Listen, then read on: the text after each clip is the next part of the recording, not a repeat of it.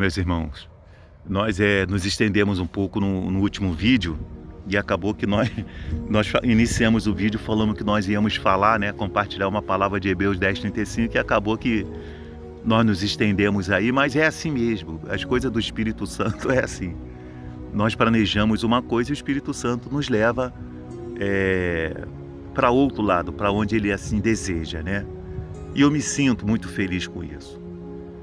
Eu me sinto feliz que no abrir da minha boca, eu não abro a minha boca aqui porque eu passei uma semana estudando a Bíblia, ensaiando como é que eu vou falar, como é que eu vou dizer. Eu venho aqui ao vivo. O que eu falo para vocês, eu abro a câmera aqui e é ao vivo. Eu não tenho nada escrito. Eu tenho aqui a Bíblia, a minha garrafinha de água, nada escrito. Aí, nada. Aqui, é assim, no preto e no branco. Se Deus der, desce. Deus não deu, eu vou ter que falar pouco. Mas aqui no livro de Hebreus 10:35 diz assim: não abandoneis, portanto, a vossa confiança. Ela tem grande galardão. Com efeito, tendes necessidade de perseverança, para que, havendo feito a vontade de Deus, alcanceis a promessa. Porque ainda dentro de pouco tempo, aquele que vem virá e não tardará. Todavia, o meu justo viverá pela fé. Se retroceder, nele não se compraz a minha alma. Nós, porém, não somos dos que retrocedem para a perdição. Somos, entretanto, da fé, para a conservação da alma. Ora, a fé é a certeza de coisas que se esperam, a convicção de fatos que se não vê. Pois, pela fé, os antigos obtiveram bom testemunho. Pela fé, entendemos que foi o universo formado pela palavra de Deus, de maneira que o visível veio a existir das coisas que não aparecem. Meus irmãos, outro dia eu estava lá em casa, eu estou com quase 500 vídeos gravados. Eu comecei a gravar vídeos, se eu não me engano, foi em 2018, 2019, que eu comecei a gravar vídeo. Primeiro eu comecei num grupo de WhatsApp, que não deu certo, porque se tem uma coisa que é ruim pra caramba é grupo de WhatsApp, né? Eu tenho alguns grupos de WhatsApp, mas é tudo relacionado a trabalho. E tem um grupo que eu comecei, né?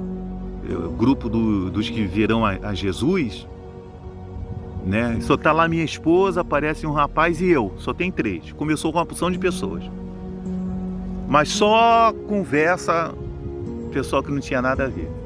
Desanimei. E depois eu parti pro Facebook, né? Cheguei a 4.000 e poucas pessoas no Facebook. Também cancelei essa conta porque estava havendo alguns desvios ali no Facebook, e falei assim, vou ficar só no YouTube. No Instagram também não quero conta com o Instagram. Eu só me limito a ter o meu compartilhamento de vídeos no YouTube. Não compartilho com o meu Facebook, não compartilho com o Instagram, só no YouTube.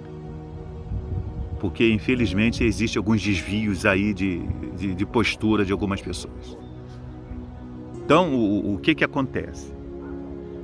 Desde essa época, eu venho com a minha mentalidade, né? Até porque quando eu entreguei minha vida para Jesus, né, lá na minha juventude, com meus 17 para 18 anos, se eu não me engano, ou 18 para 19, eu entreguei minha vida para Jesus, até porque eu venho de berço evangélicos, né? Berço tradicional. E quando eu reassumi, retornar para Jesus, porque eu tive ali na minha adolescência um desvio, eu voltei para Jesus, senhores, não foi por causa de problema de que eu queria isso, queria aquilo outro, Eu voltei para Jesus, e na época na Igreja Universal, quando era uma igreja que pregava o Evangelho. Hoje ela é uma igreja empresarial. Desculpe aí vocês que frequentam. Entendeu? Eu fui pastor dentro dessa igreja. Tá bom? E se for ver a mudança, a transformação que essa igreja teve de 91, quando eu entrei para pastor, fui consagrado em 96 e permaneci nela até 2013. De 91, quando eu entrei, tá? Se for botar de 88 ali, quando eu entrei, que eu fui batizado nas águas, até 2013, quando eu me desliguei completamente dessa igreja, se eu parar aqui para falar para você das transformações que essa igreja teve pro pior, vocês vão ficar pasmos. Pro pior. Por isso que ela vem colhendo só cenário de vergonha. Cenário de vergonha. Porque os que me desonram serão desonrados também. Aos que me honram, eu honrarei, que é o que Deus disse. Enquanto havia a honra de Deus.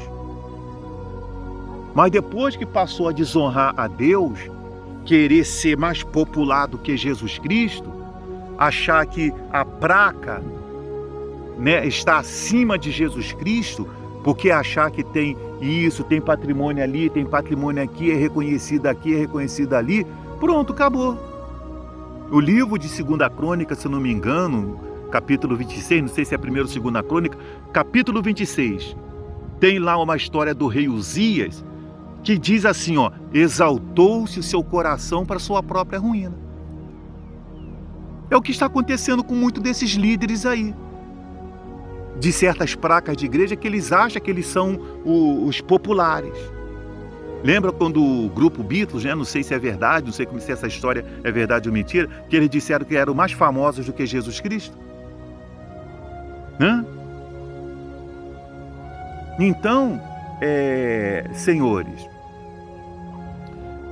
eu me lembro que quando eu comecei a fazer esse trabalho, até porque eu aceitei Jesus pela minha salvação, a salvação da minha alma, e quando um dia eu quis pregar o Evangelho, eu entrei para pregar o Evangelho, para pregar para as pessoas a esperança da salvação.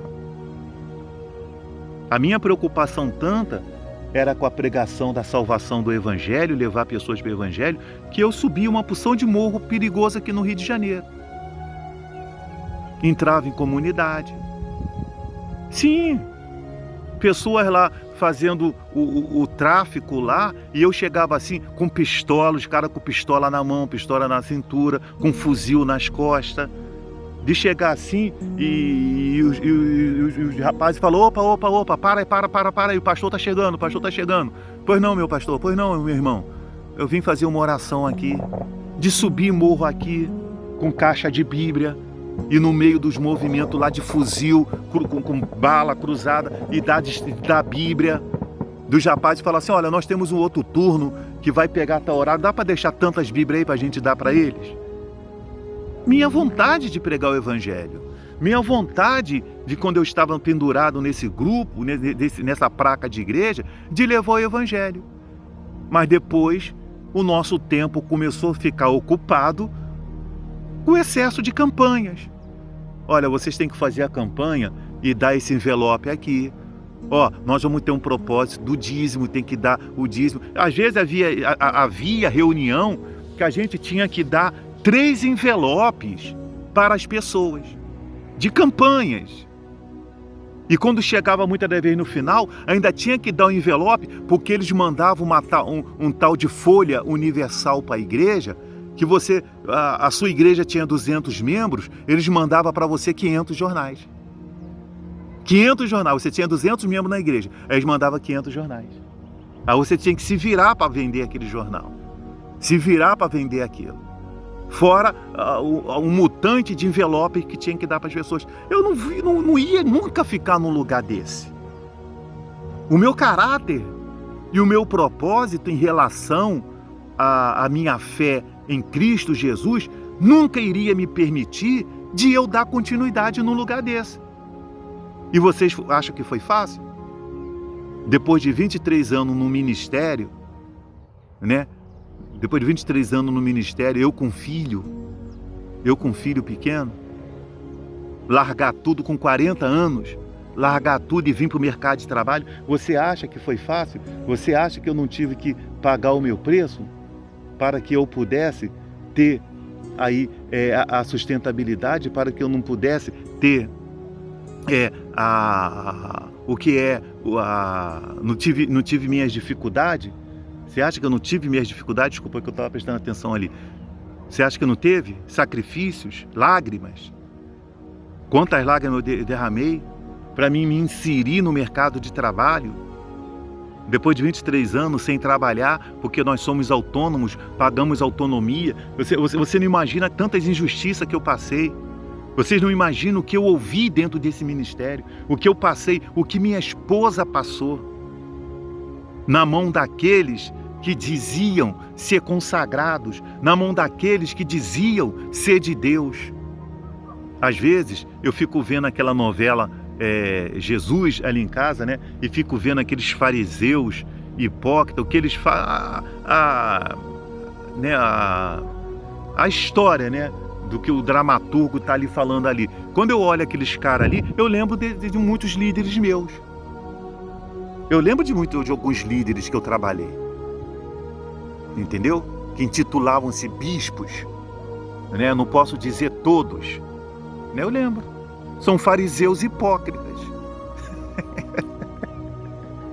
Vocês são fariseus hipócritas, mentirosos. Entendeu? E às vezes a verdade deixa muitas pessoas invocadas, problemas, deixavam. A verdade de Jesus deixou muita gente invocado, mas o que eu vou fazer? Então quando eu entrei para a igreja, eu entrei com esse propósito. Hoje, meus irmãos, eu sou realista para vocês. Eu não frequento nenhuma placa de igreja. Eu falava essa semana com a minha esposa, eu fiz uma reunião ali em casa, ali de família, e eu falava com a minha esposa: enquanto Deus não tocar no meu coração acerca de alguma placa de igreja, eu vou ser igreja. Né? Não se espante, não se escandalize. Minha consciência e meu coração não fica nem um pouco apertado, eu estou em paz comigo mesmo. Porque eu não aguento. Eu não aguento ir para dentro de certas igrejas e você chegar lá e você esperar alguma coisa e vir ao contrário.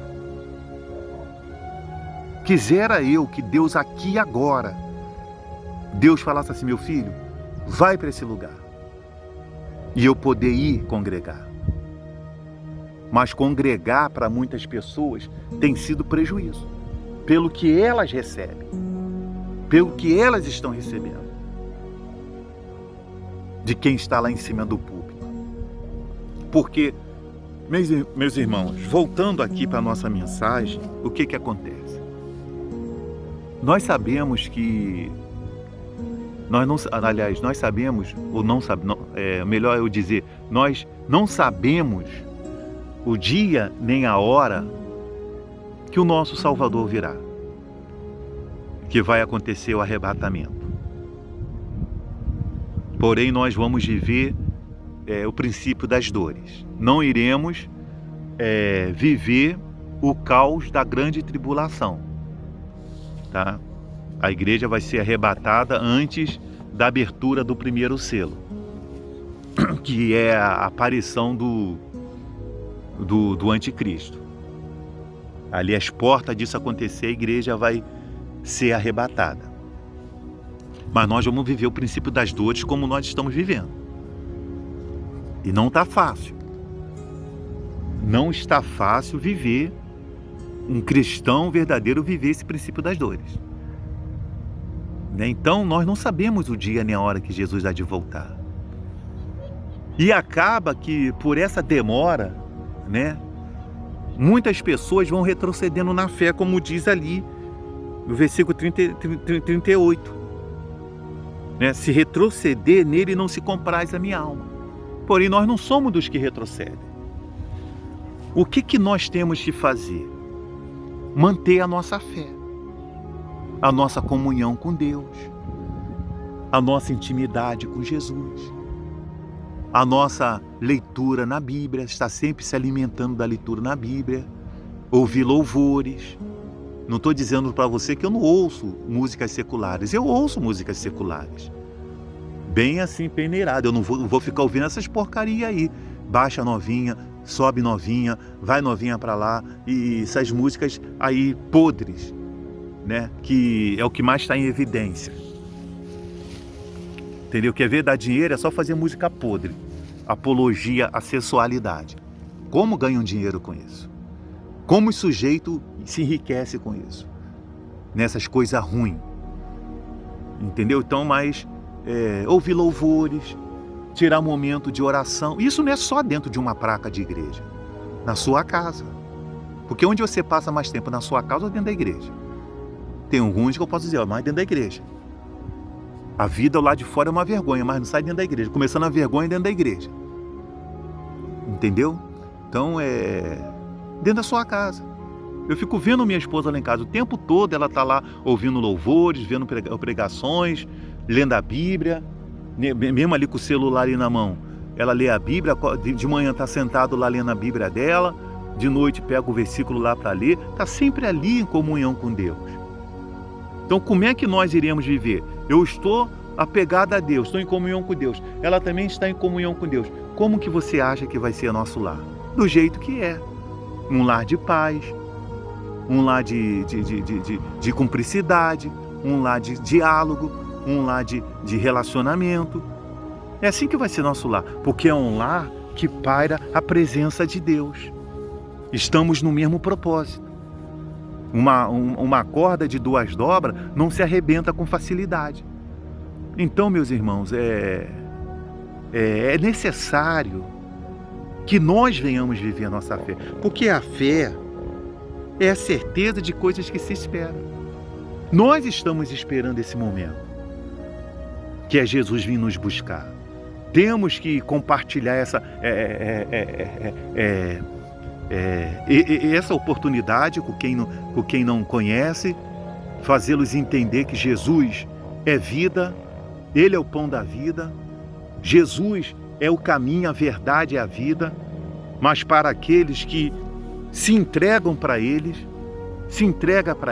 nem aqueles que querem fazer marketing, pegar Jesus como marketing, para ganhar eleitores, para ganhar seguidores, não, mas aqueles que testemunham Jesus, de aceitando Ele como Salvador, se tornando uma nova criatura por meio de um novo nascimento, porque o novo nascimento é a presença do Espírito Santo, é o Espírito Santo na pessoa. Por isso que eu sempre falo, se encha do Espírito Santo, busca o Espírito Santo na sua casa. Aí agora você pode buscar o Espírito Santo, botar louvores de adoração, pegar o seu celular, ligar em louvores de adoração, pegar a rádio, botar a rádio em louvores, deixar a sua casa ser invadida por canções de louvores a Jesus. Entendeu? Nós temos aí essas plataformas digitais que tem muitas músicas de adoração que você pode selecionar o que você quer ou vai ouvir. Tirar um dia, passar momentos com Deus em oração. Acorda um dia de madrugada e vai lá, faz 10, 15 minutos ou meia hora de oração, ali falando com Deus. Começa a fazer isso para você ver como é que as coisas vão mudar. Experiência própria. Experiência própria. Eu não estou aqui falando para vocês uma fantasia, pessoal. Eu acho que a minha aparência... Aqui, ó. Eu estou tranquilo. Tranquilo. Eu falo com vocês aqui, olhando para essa câmera, tranquilo. Sem nada para me acusar. Nada para me acusar. Tranquilo. Em paz comigo mesmo. Porque quem não deve, não teme. Então, eu sou o perfeito? Eu não, tenho falhas pra caramba. Falhas pra caramba. E o que eu mais preciso é da presença de Deus. Mas vamos viver a fé. O justo viverá pela fé. Vamos viver até o momento do Senhor voltar, ou se tivermos que passar pela morte, nós vamos descansar para um dia ressuscitarmos, para se encontrar com Ele nos ares, juntamente com os vivos. Tá certo? Que Deus abençoe a todos e saiba de uma coisa: o arrebatamento da igreja vai acontecer e este mundo vai ter um fim.